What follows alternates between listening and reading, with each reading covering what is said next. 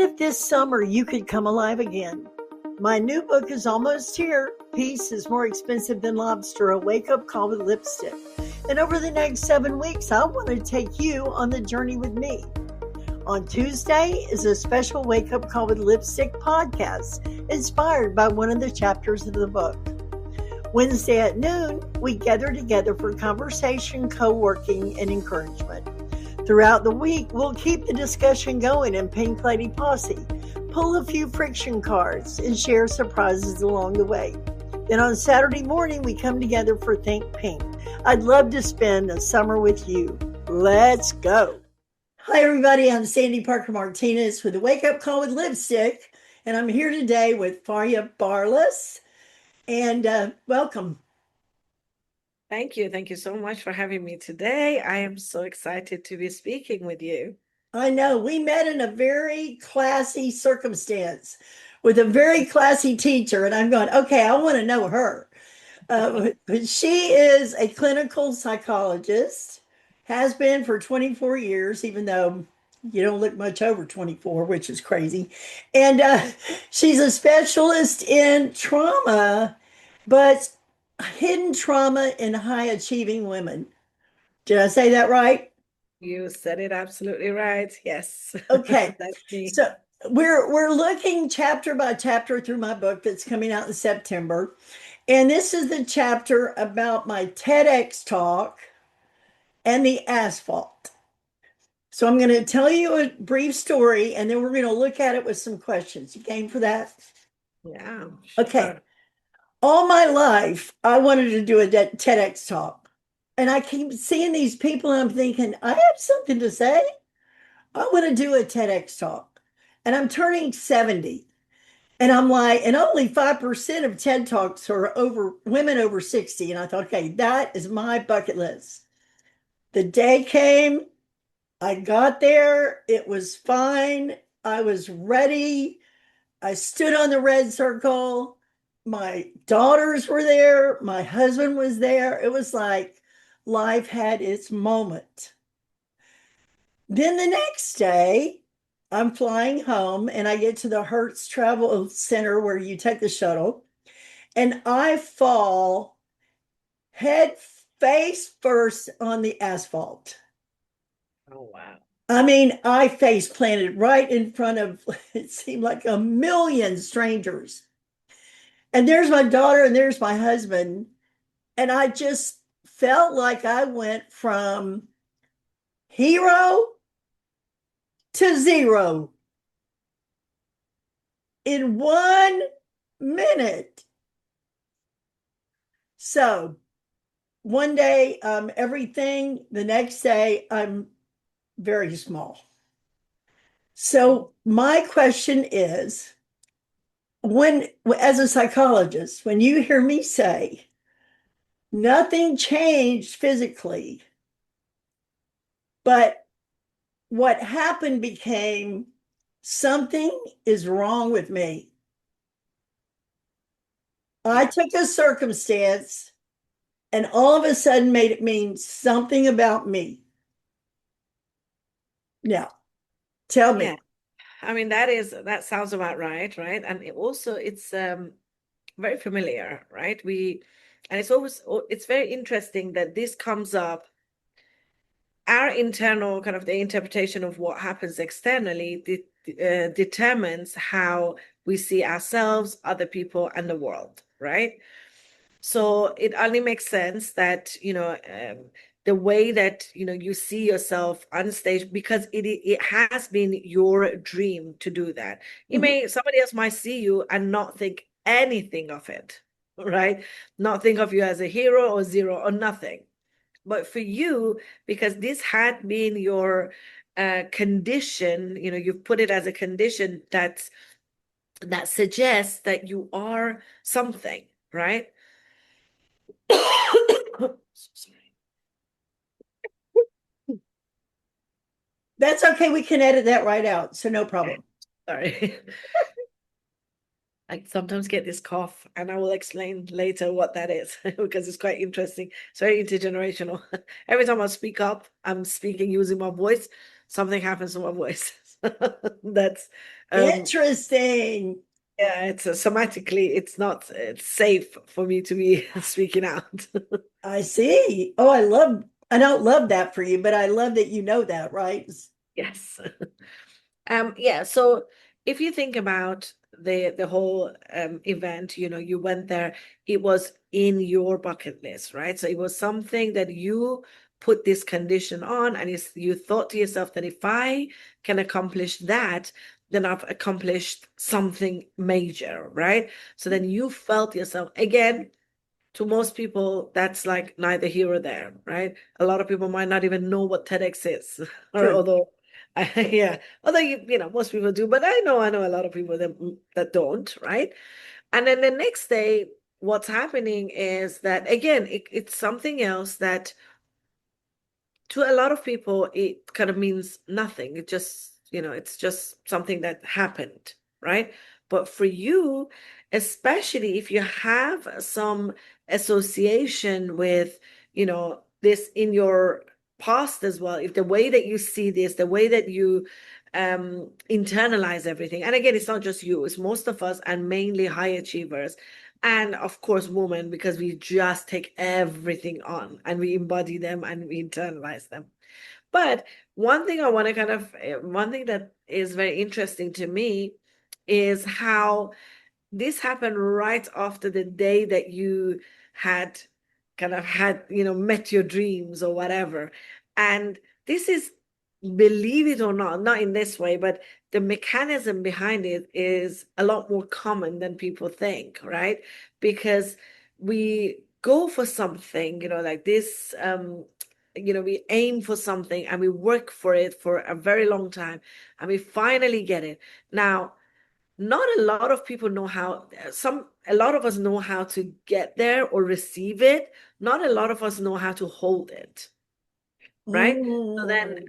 so then what happens is, I mean, in your case, I know it wasn't a conscious thing, it's just something that happened, but a lot of the times we unconsciously kind of sabotage that moment for ourselves because we don't know, nobody has trained us how to have the capacity to hold this, right? We all know how to dream. Some of us know how to go after our dreams and get it, but very, very few of us know how to hold that dream, that realization of that dream, you know? Oh my gosh. Now I want the ten ways to hold your dreams, right? Like, yeah. I think the one thing that seemed hmm, it didn't feel like a feeling. It felt true. Like I didn't say to myself, "Oh, look at me feeling self-conscious." Mm. I went, I'm demolished. I am down. I'm like shrunk in a moment. So why is our identity so fragile? Well, because if you think about it, you know, well, I mean, we don't even know what our identity is truly. We only know how we responded to any given circumstances, Mm. right? Especially having very little tools or knowledge, you know, especially as we're growing up. And it you know, the way that we kind of make sense of who we are is has been essentially given to us. It's not even, you know, so if you think about it, like I know that um in my family and in my kind of upbringing, the identity that I took on, it wasn't, I don't know, for the longest time I didn't know whether it was me or not really. It was this like, you know, nerdy nerd that, you know, that's just like a, you know, it's, I loved reading and I loved doing, you know, having A grade, you know, being an A grade student and all of that. Later, I realized that, and also, I also was, nobody would have thought that I'm an introvert, right? Because in my family, it was, you know, rewarded to be a good student, to sort of, you know, be sociable, have respectable number of friends, you know, read all of these things. And for the longest time, I thought that's just who I was, right? And every time I moved away from that, I would have, I felt shame, a lot of shame, like, oh, that I'm not, you know, good enough, or because that identity was not necessarily who I was, it was just who I had to be in a given circumstance in order to not just survive, but also to be loved or accepted or belong, right? Like, of course, our parents, I mean, for the most part, I mean, my parents would have loved me anyway, but as a child, we don't think like that. We think that, we don't have the sophisticated logic that we do now. So, for you to kind of for that experience and for that reality to be your reality, it makes sense because you don't have any other reality. So to you, and this is a mistake that a lot of us make, that our emotions become our reality, right? And if you think about it, that's this kind of way it prevents us from so many things, right? If you're, let's say, if you're scared of something or scared of speaking up, you won't do it because that's your reality. It must be a scary thing to do, and then you prevent yourself from so many opportunities. Mhm. Oh my God, I'm so sorry. I was fine the whole day today. I've been speaking since the morning. Well, So and I got a great producer, so don't worry about that. The other thing that, go, go, go. All right, I'm there. so I wonder, can people actually learn to recognize that moment before it takes over? Like, can they say, well, first of all, when you achieve something, it doesn't mean the world isn't going to have friction in a minute, right? You're not now friction free because you accomplished something, but you're sort of in this space of, I did it. I'm on the move. I'm on the groove.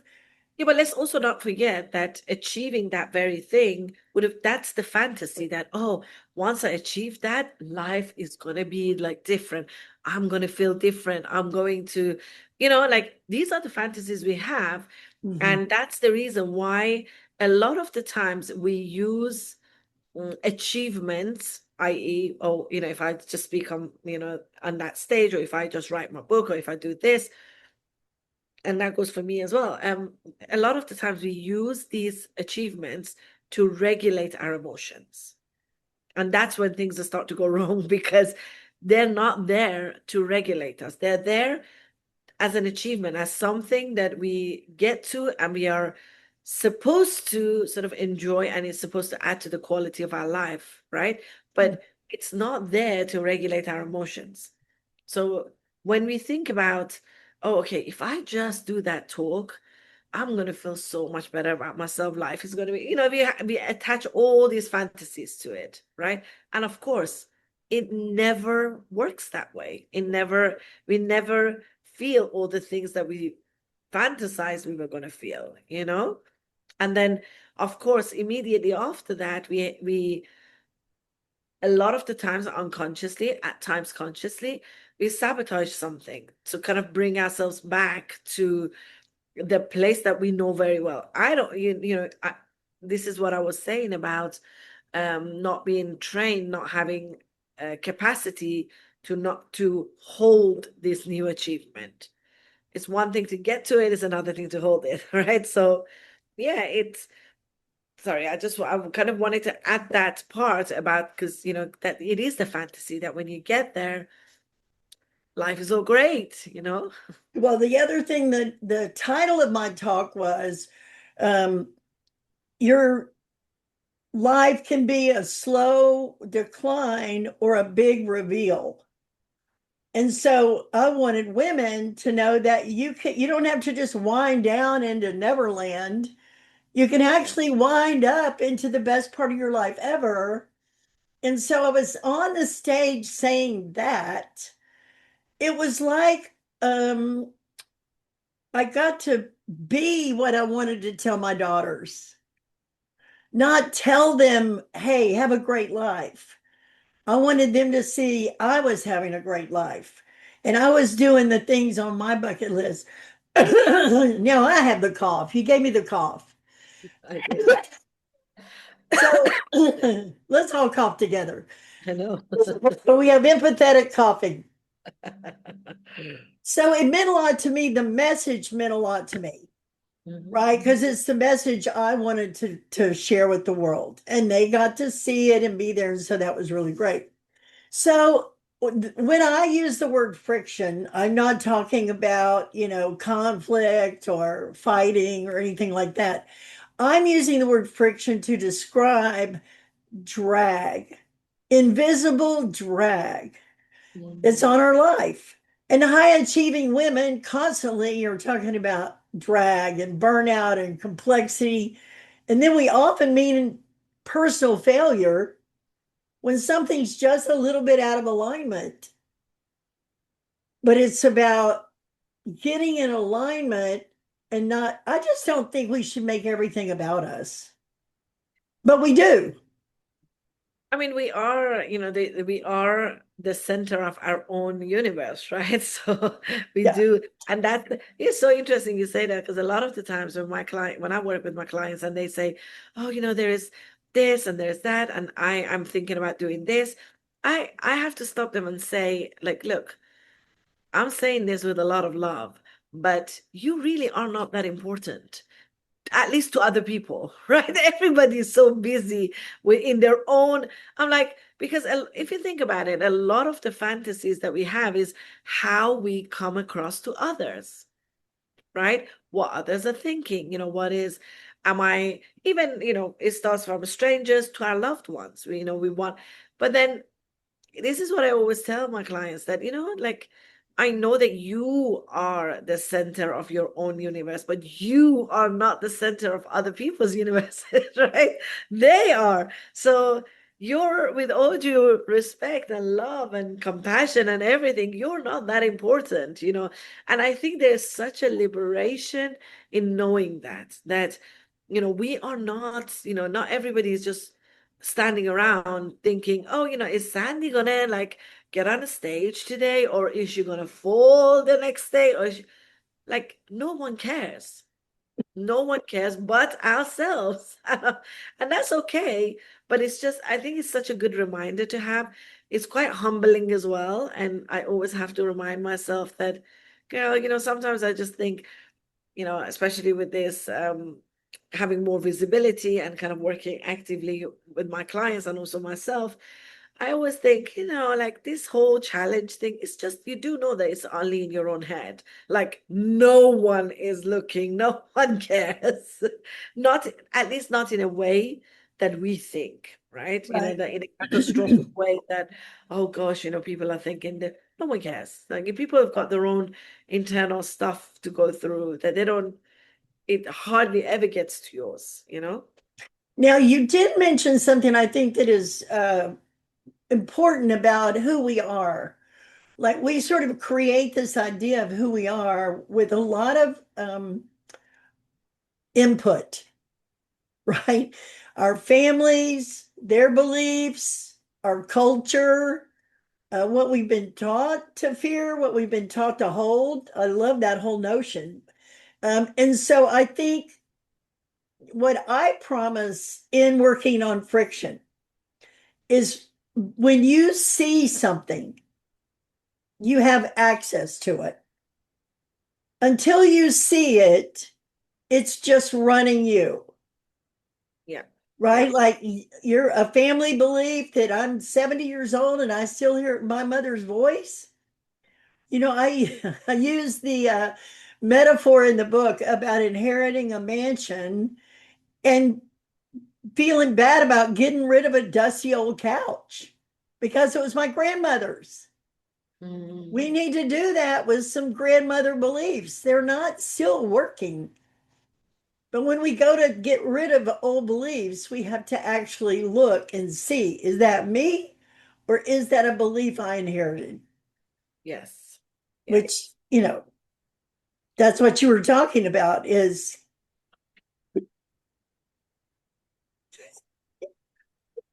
You're I gonna kill me. totally love this experience with you. I know it's uncomfortable for you, but what is so crazy is how the human being functions. Isn't that crazy? I just literally spend the whole day speaking, not a peep coming out from my throat. And now I am kind of putting actually my own voice out, now that's a problem. You know? And And that is that uncommon? No, right? no, no, no, this is a lot more common than people think, you know, like, because if our bodies remember the things that what we considered dangerous, right? Unsafe. So when we are put in the position of, let's say, speaking or doing something that in the past would have been like unsafe or it didn't feel right or whatever, our bodies start to pull us back by any way they can, right? So this is like a milder version of, some people just like actually pass out or whatever, but this is like a milder version of that, because you know your body is not there to make you happy or um make you successful. It's there to protect you. That's it. You know, that's the your nervous system, that's the only job it has. Anyway, Well, in the side. work with friction, we were looking at my little picture of the friction world and how we adapt. It's not really profiles like we are that woman, but there are characteristics that are pretty recognizable. So I'm just going to say the high capacity woman, which, you know, when I got home from that TEDx talk, I refined it, I evaluated it. I didn't even really share it because it wasn't excellent. It uh, wasn't perfect. I was nervous. See, so you already, like, once you achieved it, you already started like to find faults with it, you know, for it not Absolutely. to be the thing. Yeah, Yeah. another adaptation is the over polisher. You know, editing it endlessly. Never enough. Literally, my TEDx video was like, the talk was great, but everybody was like, how did it go? Is it on YouTube? And yeah, it's on YouTube. And change the topic. And my adaptation just wouldn't let it be good enough. Now, once I saw that, I can now stop like withholding myself. But boy, it took some time to see it. So Yeah. here's my question. Can seeing something actually change our brain? That's a very important and very interesting question you ask. And I have to say, I've spent the big chunk of past 20 years, 24 years of my clinical work, um, kind of deciding to give that a voice, because insight is super important, right? Because the moment that you have awareness about something, you know, you call it, you know, you've got this list and everything you were talking about, like, you know, the perfectionism and everything else. I was thinking, yep, I call it trauma response, right? You got that's a trauma adaptation, that's a trauma response to me. You calling it, you know, in within your own framework, which is, by the way, so interesting. I love that. But you see, like, all of these things that we're kind of trying to bring about and put into place in order to feel, essentially it comes down to feeling safe, right? It Right? comes down to feeling safe enough to, let's say, be seen, feeling safe enough to be sort of how you're going to be received by others, right? So I think with, it's so interesting you're saying that you know you didn't make a big deal out of, you know, this talk coming out, and you know you've been waiting for it, you've been kind of um, this has been your thing for a very long time, and you running away from it is another trauma response, right? So now you're aware of it. So you have the awareness of, okay, you know, this is what's happened, and I did that, even though it seemed to have just happened, but unconsciously, I was also involved in the whole process, how I saw it the first time, how I saw myself. Insight is so important because it takes away the feeling of not being powerless, because now you understand, right? So now you can do something about it. Now this is the part, you know, again, I spend a lot of time in kind of debating when it comes, especially to therapy, and because therapy, one of the biggest criticism that I have of very traditional form of therapy is that it keeps you at inside, right? So you have give you awareness, awareness, awareness, amazing, amazing, amazing, and that is the foundation of any change. You have to have the awareness, otherwise you can't. But is that enough? Because we now know it's essential, but is it enough? And my question, well, the answer would be no, it's not enough. It is absolutely essential for any change to take place, but it's not enough because now you have the insight. Now what? Right? What are you going to do with that insight? Yeah, I love that you said that because when you're creating a book, the title's supposed to, I guess, create curiosity. The subtitle is supposed to be the promise. Like this book is going to deliver this. And then the back cover sort of helps you buy it, right? Well, my promise isn't change. It isn't evolution. That really is for therapy. You know, what I want to do is provide people a framework where they can see it. We had a workshop the other day, and I had this exercise where I had all the women draw a partner on the screen without looking at the paper. And boy, talk about friction. It was a friction revealer. Like, oh my gosh, I'm going to make my partner look bad. Oh, I'm not creative. Oh, I don't draw. Oh my gosh, these people were so funny. And then I said, okay, we did it. And then I said, now knowing what you know, we're going to do it again. And knowing what you now know, what do you see? And one woman said, I was so worried about breaking the rules, not doing it right. But now I see I can be a rule breaker. Yeah. Now, did she go become a rule breaker? I don't know. But before that funny exercise, she didn't even know she was trapped in not being a rule breaker. So, Well, exactly. So you see, like insight in this context is the foundation of any change you're going to make. You have to have the insight. Now, again, as you said, sometimes we don't want to even break the rule. Sometimes we just want to know that we can or we have the permission to do so, right? And that is liberating enough. That is freeing enough without us having to do anything. So it is, for me, it is what you do with that insight. But without that insight, I mean, you can forget it. Um, there's no movement towards any kind of change. That's for yeah. sure. So, what is one thing you wish every woman understood about the stories she tells herself? Well, I wish people and women would understand that a lot of these stories are not even yours. It's the stories that you inherited. It's the stories that you observed growing up. They're not even your narrative. They're not even your story. They're not even your rules. And I think there's something really powerful in knowing that, firstly, it is not your fault. And it's not because, oh, you just hate yourself or you don't have enough confidence or any of those things. Those are like very superficial on the surface of stuff, right?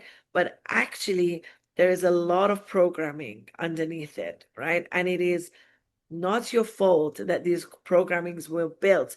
As human beings, that's what happens. As we grow up, we go through different stages, we pick up the programming.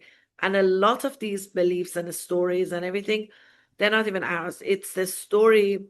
I mean, again, I see that a lot with my own clients. It's the story of your mother. It's the story of your grandmother. It's the story of the woman in your community that you've seen.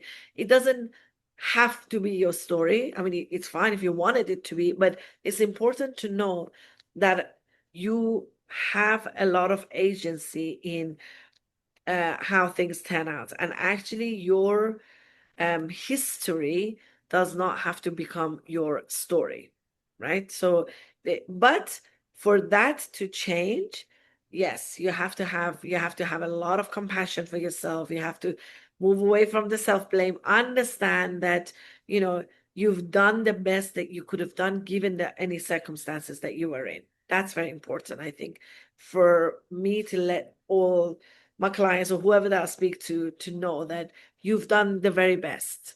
The circumstances was as such that even if you developed a kind of a strategy or a trauma response, it was needed. Know that it was needed. But maybe now you can look at, okay, you know, can I change something? Can I change my story if I want to, you know? And that they have the power to do so. 100%. Yeah, so you use the word agency. I call it your say. So Okay. so I say detect the drag, return to your say. Now, I said that to one woman. She goes, "What's that say?" I said, "Well, I'll give it to you like this. When my mother said, do something because I said so, she had a say. Like Yeah. she had a place where it was confirmed it was hers. And we didn't wonder if she was logical. We didn't wonder about had she thought long enough. It was her say. So I use that phrase a lot. I have a say in how my life goes. I may feel powerless at the even when my husband was passing away in the hospital and in hospice, I had a say in how that was going to go. And I used it. But I love using it. It like makes me feel alive, like I'm me and no one else. Yeah. But is that common to have a sense of your own say? Or maybe that's cultural as well. It is definitely culture. I mean, cultural aspect will play a huge part in it, but also being a woman. You have to like really see that for the longest time, it was not safe for us to have our own agencies. It wasn't. There would have been consequences, right? And so it's like something very new to us to have all these. I mean, we always had it, but we were always told that we couldn't or shouldn't or all sorts of things, right? Mhm, I always just remind people like let's not forget, like even in America, like the ability for women to vote, it only just came about recently, mhm. right? If you think about that, then you see, oh, we are like in a whole unknown kind of field, and we're just trying to make sense of it because nobody gave us a template, right? So, shorter answer to your question is absolutely it is common. Absolutely, it is what? It's common because you said, Oh, is it common to, mhm. have that sort of think that agency may not being connected to it, and when you have it you feel alive. Of course it is, but we Mhm. don't, a lot of the times we don't know that we have the permission to use it. Yeah. Well, and actually, what's ironic is that I felt self-critical about it because some people think it's too bold. Some people think it's too bossy. Some people think, I'm like, hey, you have a say also, girl. Get Yeah, with it. yeah. And again, it's a lack of training, Yeah. right? That even when you do it, you might do it and it feels great and you feel brave, but like the next day you're like, oh my God, you start having self-doubts because that muscle is not, we haven't trained that muscle enough, you know? That is true. Well, we could go on forever. And but I want to ask you one last question. Given that you saw my framework and that I'm building, and I've been able to share a little bit about friction from your standpoint as a psychologist. What would you have to say about friction and its value? As I said, like a lot of the things that you're kind of, using and getting, bringing awareness and insight for people to be able to kind of have a framework for what's happening. I think it's very valuable because a lot of the times, um, and look, psychologically, I might be able to explain it, but it might not be relatable enough for someone, right? Because that's also very important. I know that I talk a lot about trauma because trauma is my expertise, right? And half the people that should be looking at their own traumas think that they don't have any, right? Or they can't identify with that. So this is not about, it's not their fault. It's just that, a lot of the concepts and understanding of the psychology has not been accessible. And also, a lot of people are not in this field. You don't need to know all the ins and outs, right? Because that's not your area of expertise.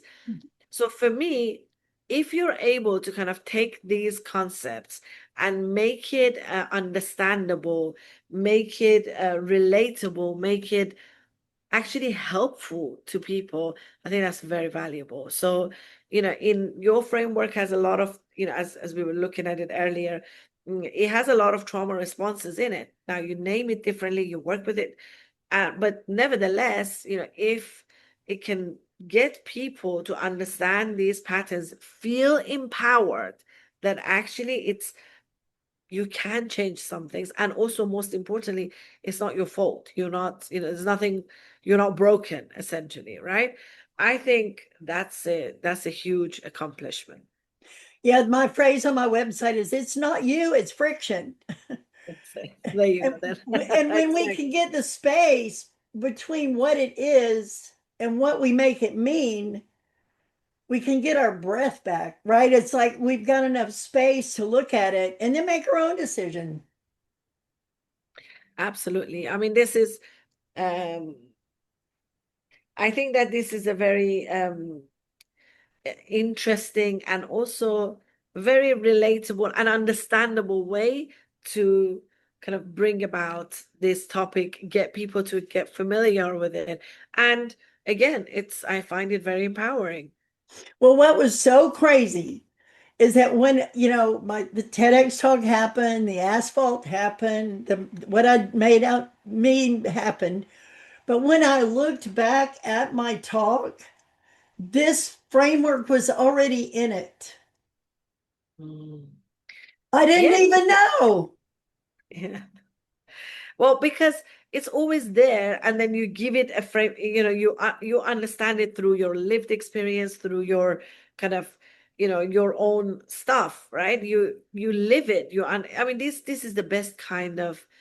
I find that best kind of teachings are the ones that have been lived by the person who's teaching it, Mm, right? I think that's the most powerful way of having gone through something and then coming and helping others go through it.